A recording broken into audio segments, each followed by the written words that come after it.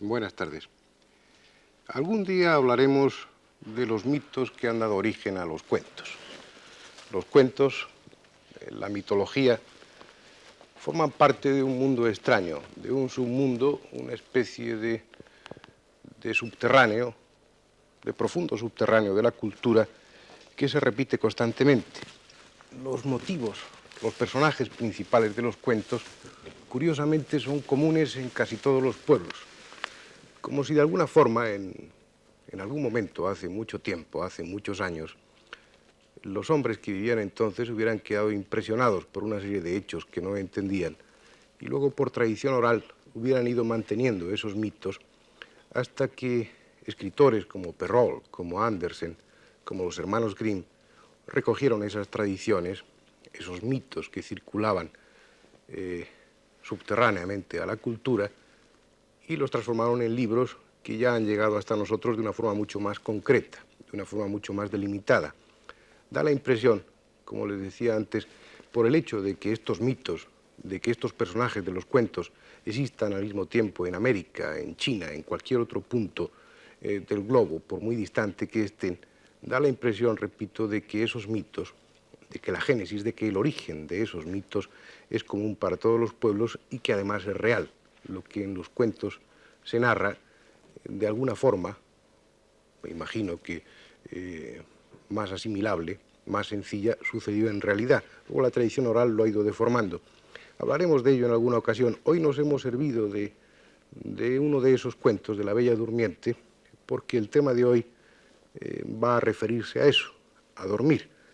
Va a referirse al sueño que para muchos es eterno y que para otros es nada más que el preámbulo de un despertar a una vida distinta, a una vida diferente.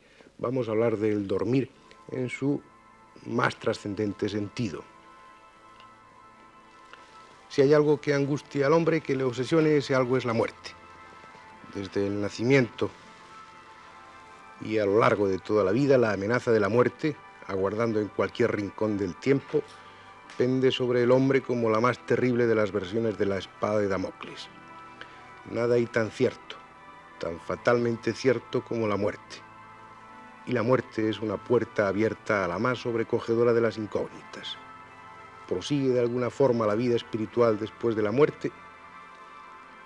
Todas las religiones tienden a apagar esa angustia y aseguran que una vida eterna para el alma viene después de la muerte. La muerte sería así solo un puente, una frontera entre dos formas distintas de existencia. En última instancia, el hombre no tiene elección. Prefiere creer lo que las religiones aseguran, pero por si acaso procura retrasar al máximo ese trance, ese momento. Lo ideal sería no morir, o a lo sumo morir para despertar después, como sucedía en el cuento de la Bella Durmiente.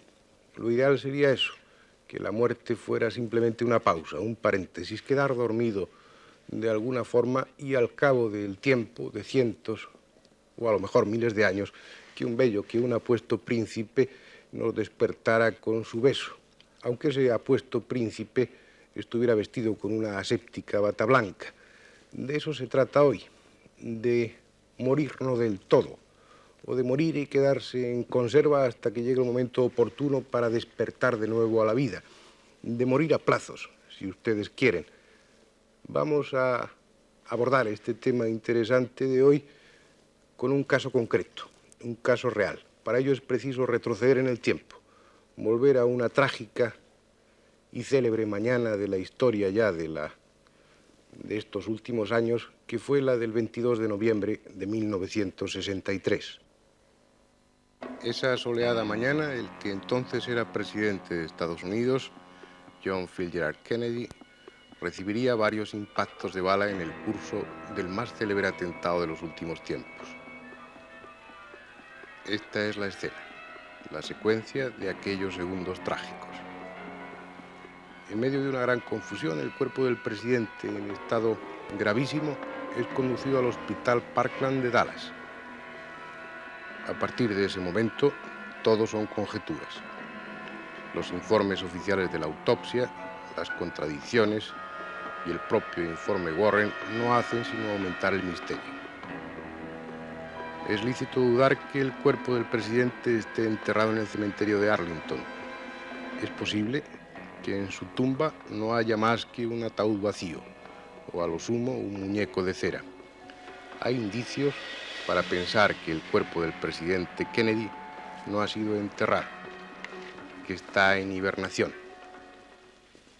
Al menos ese rumor se ha extendido insistentemente en los últimos años, basándose de una parte en esos errores, en esas lagunas, en esas irregularidades que rodearon el asunto del magnicidio, y basándose de otra parte en un documento gráfico, en unas fotografías obtenidas por un repórter de Estados Unidos en 1974. Según ese repórter, estaba con otra intención, entrevistar a un médico en un centro médico de Boston. El médico no llegaba, el hombre estaba inquieto, se puso a recorrer aquello y tropezó con una puerta que daba al sótano y siguió aquellas escaleras, pasó por varias habitaciones hasta que llegó a una habitación. Al parecer había un sistema de control por televisión que en ese momento estaba averiado, si no, es de presumir que no habría tenido las facilidades que tuvo para llegar a esa última habitación, y allí, una habitación un poco más amplia que las demás, se encontró con una especie de pulmón de acero, y sobre un cajón había dispuesto un televisor de control, un televisor que ofrecía la imagen de lo que sucedía o de lo que había dentro de esa especie de pulmón de acero. Ahora verán ustedes las fotografías, los recortes de prensa de aquella época que son elocuentes. En esa fotografía ven ustedes esa especie de pulmón de acero del que habla el repórter, y sobre un cajón el televisor. Y en ese televisor estaba la imagen del fallecido presidente Kennedy. Esto fue obtenido en 1974, es decir, habían pasado 11 años desde el atentado. Luego, levantando una de las trampillas que había en esa especie de aparato de pulmón de acero, obtuvo esta otra fotografía en la que se ve en un primer plano el rostro del cuerpo que había encerrado dentro de ese pulmón de acero, el rostro del fallecido presidente Kennedy. Un año después, a ese mismo repórter, ese médico al que había ido a entrevistar y que estaba trabajando, investigando sobre el origen de la vida, le proporcionó él mismo esta otra fotografía, tomada un año después que las fotografías anteriores, en las que se ve mejor, se aprecia mejor el rostro del presidente Kennedy, que según le contaron a aquel repórter, había sufrido ya algún tipo de intervención quirúrgica. Esto me parece muy sospechoso, muy poco real, y que había mejorado su aspecto físico. Es extraño que en un cadáver o que en un cuerpo hibernado se pueda realizar un tipo de intervención quirúrgica si ese cuerpo está, como veremos después a lo largo de este programa, a una temperatura en la que los procesos químicos no tienen lugar. No se podría hablar después de cicatrización a una temperatura de bastantes grados bajo cero. En cualquier caso, estas fotografías, por este y por otros aspectos, son un tanto dudosas. No tenemos autoridad, no podemos negar, no podemos decir que esas fotografías sean falsas, pero parecen demasiado sensacionalistas y un cúmulo de circunstancias favoreció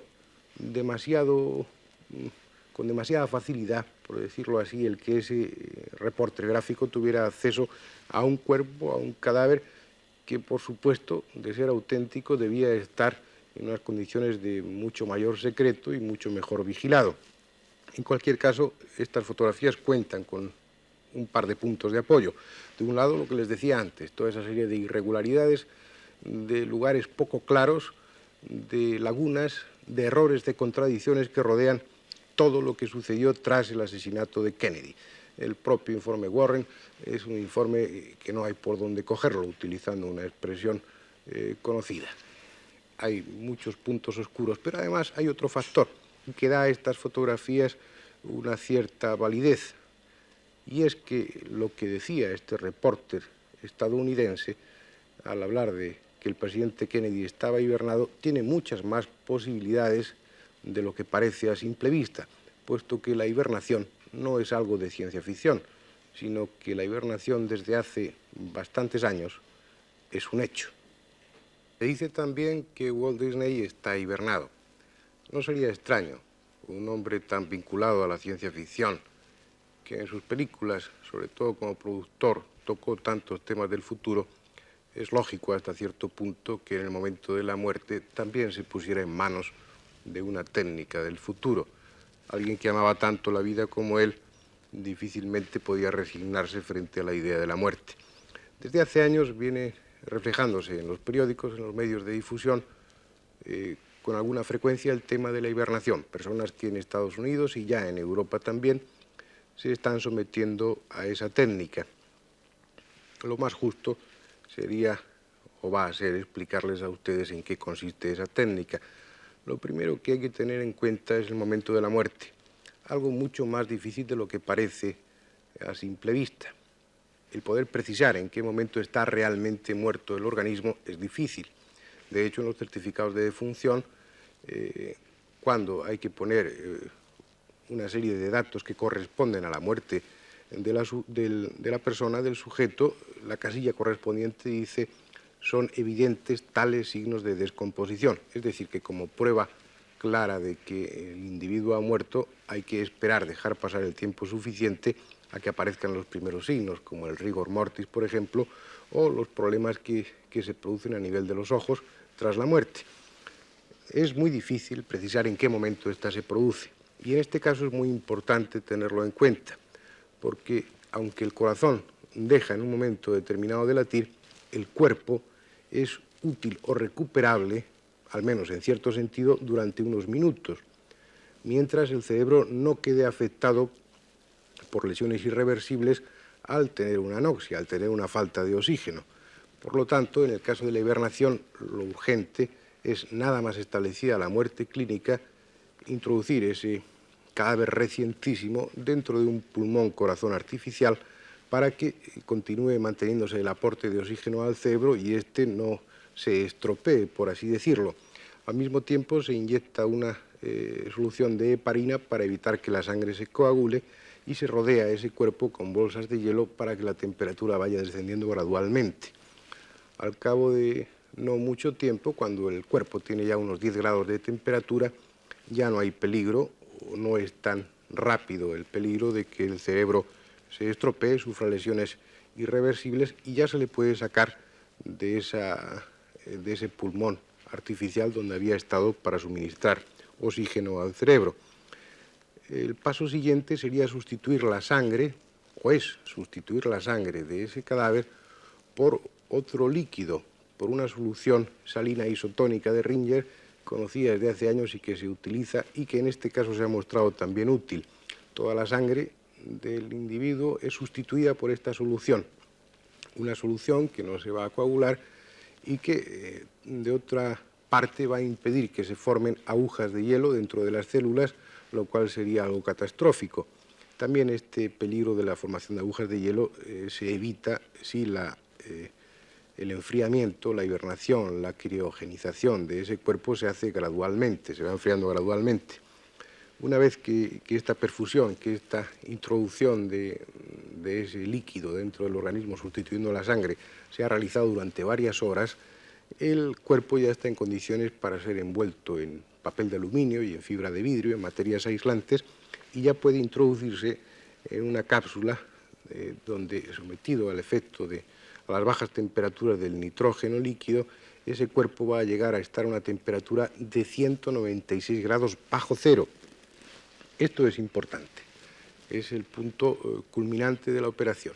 Una vez llegada a esta temperatura, el cuerpo puede conservarse prácticamente para siempre, porque hay un hecho que se ha observado, que es conocido ya, y es que una reacción química del organismo, cualquier reacción química que a los 36 grados y medio de temperatura normal del cuerpo tarda en producirse 2/10 milésimas de segundo, esa misma reacción química, cuando el cuerpo está a esa bajísima temperatura de 196 grados bajo cero, esa misma reacción química tarda en producirse 3 millones de años.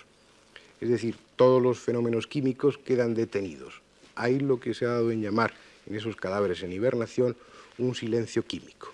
En esas condiciones pueden esperar 20, 100, 500 años, si se mantienen esas condiciones de criogenización, a que llegue esa especie de príncipe encantado con una bata blanca y devuelva la vida a aquel sujeto, a aquel cuerpo que está mantenido en hibernación. Hemos intentado conseguir alguna documentación gráfica, fundamentalmente alguna película que pudiera ilustrar este tema. No lo hemos conseguido, pero sí hemos conseguido una serie de fotografías que yo creo que también son elocuentes y van a servir para ilustrar todos estos procesos de los que acabo de hablarles a ustedes.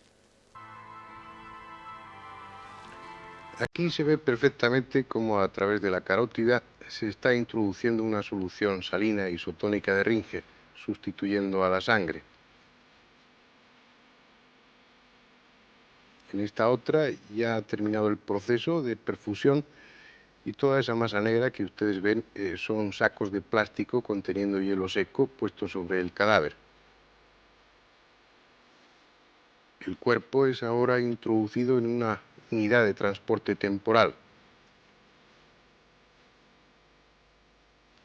Aquí es parte del mismo proceso, se ve que ya lo han introducido dentro de esa unidad de transporte. El paso siguiente es colocarlo en un baño con hielo seco. Ya en esa operación la temperatura del cuerpo ha descendido a 79 grados bajo cero. Luego es sacado de ese baño y colocado dentro de un saco de plástico. Se va envolviendo el cuerpo en sucesivas capas de aluminio y de fibra de vidrio para favorecer su aislamiento. Y el cuerpo queda así protegido tanto térmica como mecánicamente. El siguiente proceso es sujetar ese cuerpo. La cabeza se fija con un arnés, como están viendo, y el cuerpo con 3 cinturones. Y finalmente, ya preparado, es introducido en una cápsula en la que estará rodeado de nitrógeno líquido, que al evaporarse crea una temperatura de 196 grados bajo cero. En este caso, se trata de 2 cuerpos que están encerrados en la misma cápsula, uno arriba y otro abajo. Después esa cápsula se cierra y puede manejarse con entera libertad para su transporte y almacenamiento, como están viendo en esa secuencia fotográfica. Estas cápsulas, estas fotografías pertenecen a un proceso francés. Las cápsulas son fabricadas en Francia, pero las hay de distintas formas y que tienen algunas variantes técnicas. Ya es un proceso que está bastante generalizado y en Estados Unidos, al igual que en Europa, hay varias sociedades que se dedican a este proceso. El coste no es muy elevado, unas 700.000 pesetas todo el proceso.